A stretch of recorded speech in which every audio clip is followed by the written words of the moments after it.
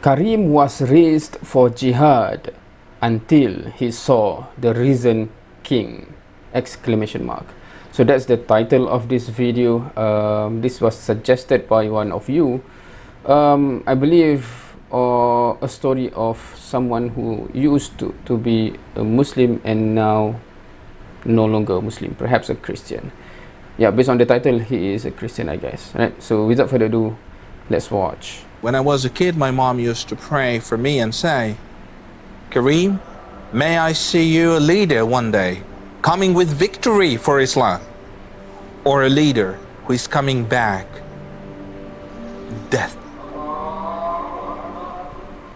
That's, die in the battlefield, I guess, right? Because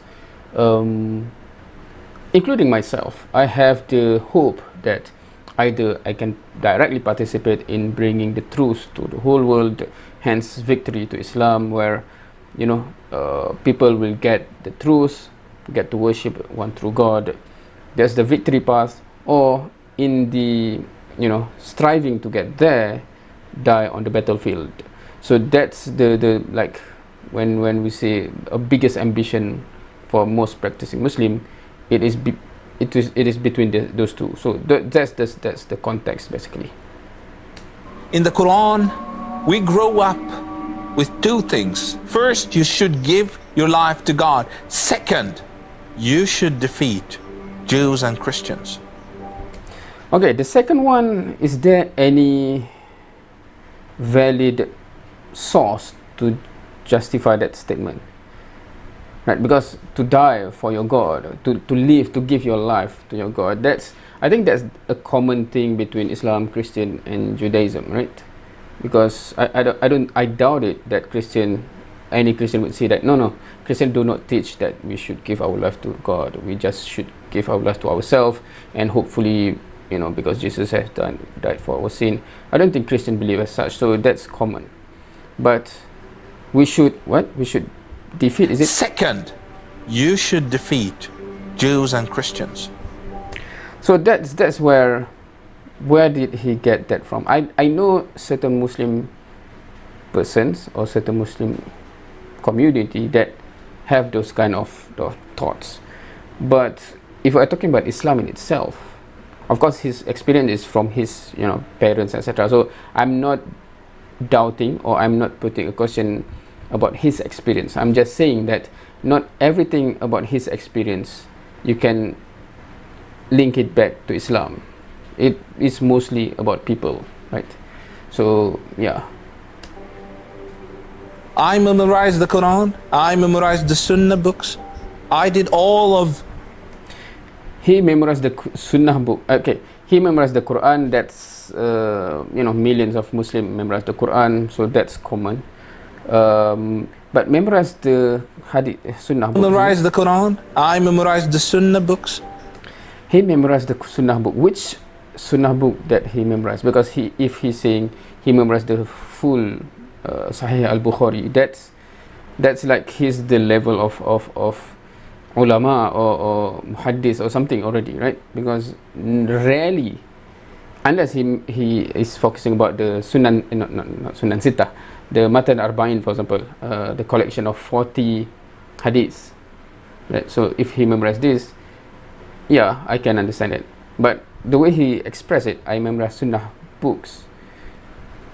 Well, to Muslim, what does that mean? Because the whole Sunan Sittah, like the hundred of thousand of, is it hundred of thousand, or at least tens of thousand of hadiths in that?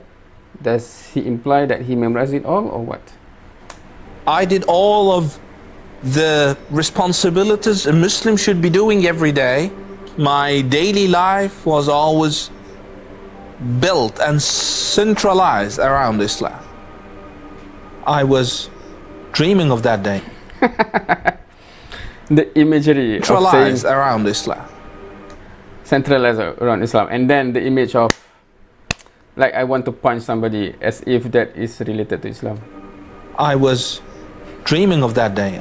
That's like, I know if you are a movie maker and you want to impact the audience in certain way with subversive messaging, that's interesting. until I got this fantastic opportunity when the Americans attacked Iraq. 2000. So he is from Iraq, is it? Or he's from where? 2003, this was a big fight. And I said to myself, this is the moment where I will give my life to God. I was dreaming with this phone call that would come to me, and this man who will help me to let me go and fight the infidels. One question, because I live in the different part of the world as a Muslim in the Southeast Asia, but I do wonder, on the ground, we're not talking about Islam now, we're talking about Muslim, right? Muslim in the area affected by, you know, when Iraq is invaded, right? I think, do Muslim around that region sees the American as a whole, or just the soldier at least, as infidels? Because the term infidels is something that I'm not familiar with. I don't really understand what it means, because English is not my first language, so I don't speak on a daily basis in English. So that term I have seen in movies, etc. But I wonder what it means in Arabic. Is it kuffar, or is it what? I always wonder that. But do all the Muslim sees it as such? I'm just curious, because he's telling his experience, right? And this call has come, and in that day, the man told me, I'm sorry, Kareem, the operation has been cancelled. Bye. Okay, this who called? Because he said he's waiting for the call, and assume the call to say that now this is your turn, go on the battlefield. I assume that's the context, and then suddenly the man called, unfortunately, you know, you cannot go, or something, or the mission is cancelled. He said what? Sorry, Kareem, the operation has been cancelled. The operation has been cancelled. So is this like, is he part of the military of Iraq or something, or is he part of some specific groups that have some chain of command, where that guy, whoever that guy of whatever that group is, that's calling who is going to go there to Iraq or something? Because I think that context is important to understand his story, because what he's telling is not a common thing in Muslim society at large. It must be from a specific group that have that kind of, you know, someone will call you for a specific mission or something, operation. Bye. This call, this very sad call, the worst news I have ever received in my life. I got frustrated. I was so much frustrated. I felt that I lost everything. I felt that I'm rejected by God Himself. God has rejected me. In Islam, they believe that the people who give their life to God, the martyrdom, they are called by name by God Himself. So for me, I was not called. So what does that? I'm puzzled, because I'm just assuming he was raised with the Quran and the Sunnah, memorized the Sunnah, right? So he should know the Sirah as well, right? And even in the Sirah, there are the Sahaba that is not granted to go part of the army to battlefield. So does he have some perception during he was Muslim back then, right? That's a, you know, it's because it's different. Those who reluctant, or no, those who do not want, those who escape from actually joining the battle on the battlefield when it is necessary, that is different than those who wish to go, but you know, right now you shouldn't go. Meaning it's you know, just in the example of the Sirah, including the youngsters, right, the 13 years old, 14 years old, that also, you know, passionate want to go, and Prophet Muhammad SAW says, no, you know, you are not big enough yet, etc., right? So, and some of them who is strong enough want to prove, and they say they can wrestle and beat the older guys, and they debate, and they manage to go to battle, while the smaller ones go back and cry to the mother because they cannot join, right? So that is one of many stories about someone that is not called, or refused, even though they wish to be part of it, refused because it's part of the strategy, blah blah blah. Why would that be a problem from a Muslim perspective? Because I try to understand this, unless, because every time I watch any stories like this, I always take it at surface value. I assume that everything is their exact experience, hence I analyze based on that. I would not go, as many Muslims would say, that this is fabricated, etc. But the story, when it is somewhat weird, it's either they have weird understanding back when they are Muslim, or the story itself is weird, right? So I'm trying to understand which one is it. Because if you want to depict that Muslim in a certain way, of course you will be telling a certain way. But if this is an actual experience, so what kind of mentality that he have back then? That's weird. To all the prayers, after all the fastings, after all the things I have done, I'm not called. This is a disaster. I started to disappear. I'm not out like before. Until one of the leaders called me and he said, I got to know what happened, Kareem, and I want to meet you. I went to meet him, and then... This is a leader of a certain group, is it? He told me, Kareem, why you are so sad? I said, God didn't choose me to die. And this man said a prophecy, I believe. He said, maybe because he chose you to live. I asked him, what should I do now? He said, you need to evangelize. I started to evangelize like never before. I was everywhere, even on TV. In the first days, I was getting tense to Islam. But then the problem... This caused me to be very interested to see if he was on TV. What are the clips, and what is the da'wah that he gave back then. Interested to see, because if someone who is not convinced that Islam is from God, and because that tend to be the reason why someone would leave eventually, right? What would they convey to people? Interested to see. That I was not satisfied. There was something always missed, something is not there. Here was my first problem, because when I went to study with Muslim apologists, 80% of what they say is about Christians. Look how they wear. Okay, I'm not sure whether there's a context there, because if you go to any scholar or any Islamic school or whatever, we wouldn't be wasting any time to talk about others, meaning there's not enough time to study the Quran, to study the Hadith, to study the Sirah.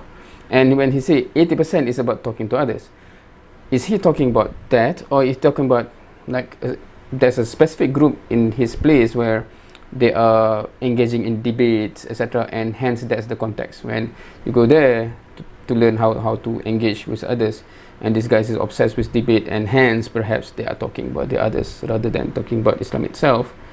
That can make sense. But if you are talking about going to scholars, going to Islamic schools, etc., and you are claiming that the 80% is talking about others, that's laughable. Look, they are without hijab. Look what they say. Only 20% about Christianity, and this 20% was not fair academically. Wait. How they were. Apologists, 80% of what they say is about Christians. Look how they were. Look, they are without hijab. Look what they say. Only 20% about Christianity, and this 20% was not fair. Okay. So I believe the context is apologists, meaning those who actually directly engage others to invite to Islam. And his saying is 80% they are talking about people, only 20% about the teaching itself, I think, right? If that is the case, I think he's going into a group that is kind of weird, because all the Muslim da'wah movement that I know, they always attack the fundamentals. The fundamentals. Trinity, for example. That's not about Christians. That's about Christianity. And we always talk about that. In my videos, I don't have ever, if you can find any clips where I actually focusing on the Christians, because normally it's about, if I think it is problematic in terms of the Trinity, etc., it's always about the fundamentals, because that is where I make the conclusion, not about the people, right? Academically, because when you want to interpret one verse in the Quran, you need a lot to do. You need to read Asbab al-Nuzul, the reasons, you need to read the commentators, and you read to have basic knowledge of how to interpret. But when he was interpreting the Bible, he was just saying, you know, look, Jesus here is saying this and that. It was too obvious to be true. Too obvious. I said to myself, okay, now I need what I call the Christian tablet. So in another way, I want summary of the faith. Like doctrines, tell me the doctrines. We believe in 1, 2, 3, 4, so we know what is wrong with that, which is easy to do, and then we evangelize these Christians, we do da'wah to them. I tried, I searched around. It was very hard for me to come with something that I can understand or can grasp, until I started to be frustrated. By the end of many weeks, I started to talk to God, like, God, you don't want to help me here? I need help. Until one day, I was sitting on my computer and a dial-up advertising came up, you know, and the time of dial-up before Wi-Fi came up, and it was written. Do you remember those days where we have the modem, and then to connect to internet, there's and then we are connected? So that was the days. Youngsters nowadays do not understand the word patience. Right? Everything is instant, you know. Your phone is always connected to internet, you know, Wi-Fi, etc. Right? Back in the days, we have pen pal, right? Do you remember what that is?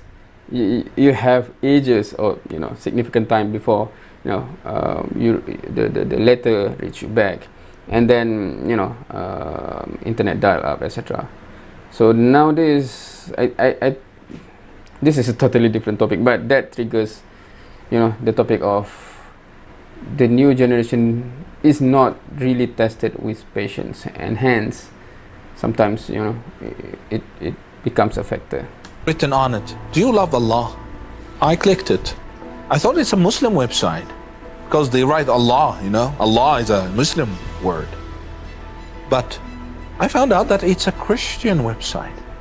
It speaks from Genesis till Jesus arrived to earth and resurrected, passing by the most central prophets in the Bible, like Noah, Abraham. This was amazing, to the extent that over the first time in my life, I looked and I said, maybe we are wrong? This is kind of impossible for a Salafi to say so. So based on that word in itself, he's part of a certain Salafi group. I assume, I don't want to accuse any group, but based on that story, because this is the first word, you know, relating to the group. So is there a Salafi group that is actually relating back to the story early on, right, about going for a specific operation, military operation, I guess? Is there a group like that? Because I'm from the outside, I don't know. But maybe we are wrong. But who said that God exists? And I started to see that I don't have any evidence for anything. I don't have evidence for Islam. I don't have enough evidence for God himself. That is interesting. A Muslim that don't have evidence for God. Okay, to be fair, I think there are many Muslims nowadays that, many Christian that is not well versed in terms of, if you say, how do you prove that there's a God? What is the evidence? Because most people, regardless of religion, I would say, most people actually is born into something and just go with the flow. So normally they do not question the foundation of the culture, etc. Right? So you would see like Japanese people with certain rituals, Chinese with certain rituals, people in Islam, Christian, Judaism with certain rituals, and they just go with the flow. So I understand that. But if he said that he have done dawah, etc., and at the same time never have any discussion about because even in the Quran there's verses that address question where people would question God, people would question God can resurrect or raise us back in the hereafter, etc.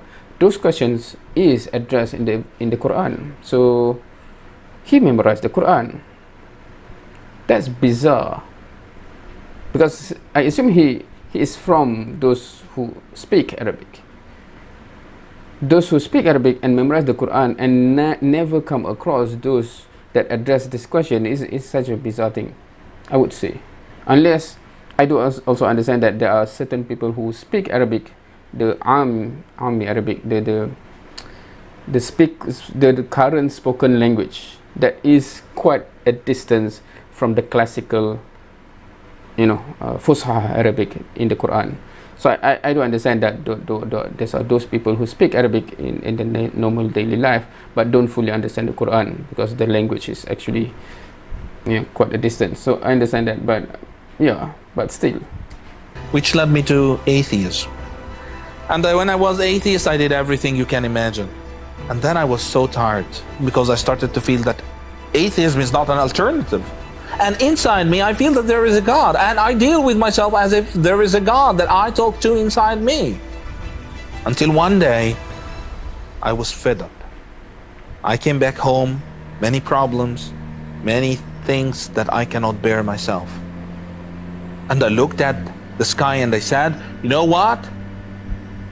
You are too big for me. I cannot find you. Please do something. I'm too small for you. Just do something and find me. It's not hard for you if you are there. On this night, I slept. And in my dreams, I saw that I'm running in a very long road. A lot of tree branches full of thorns chasing me, want to kill me. And at the end of the road, there were a man that I do not recognize. And I shouted, please help me, do something. He just extended his hand, put his hand on my shoulder and brought me before him. And once he looked at me, I found out that this is Jesus Christ. And he looked deep in my eyes and he said, it's your time to follow me. I woke up on my dreams and I said to myself, okay, this is hallucinations, This is hallucinations. I think that it's not true. Why Jesus come to me,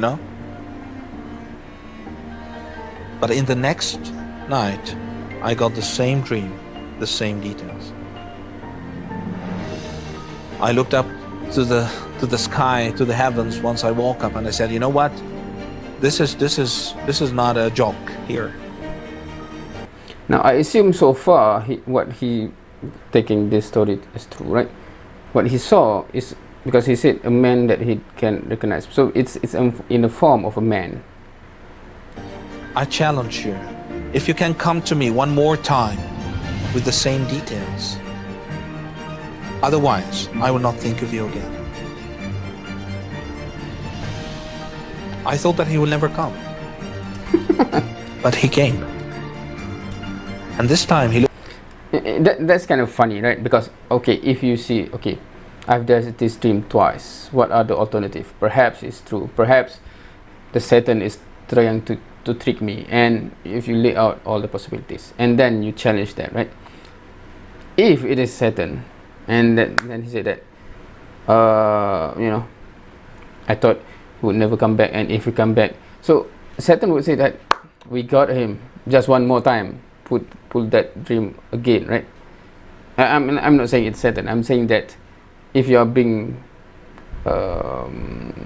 honest and if you are being critical, right? He looked deep in my eyes and he said, didn't I tell you? Didn't I tell you? It's your time to follow me. I woke up while I cannot believe that this is true. I cannot believe that God is so loving. God is so amazing. God is so open. He didn't care that I'm challenging him. He was not feeling attacked. He was not feeling insulted. He was feeling that I love this guy and I want him. So he just came to me. I think that's the appeal, generally speaking, based on many of the videos that I've watched. That's the appeal, right? Meaning that thinking that you are significant in the eyes of God, in the eyes of God. Meaning God loved me, right? Because we want that. We want that, right? Meaning if you have other things, right? Meaning it's proven, if proven that this is the truth, but it is kind of inconvenience because you have to strive to comply with the commandment, for example, right? It's less appealing than God loved me.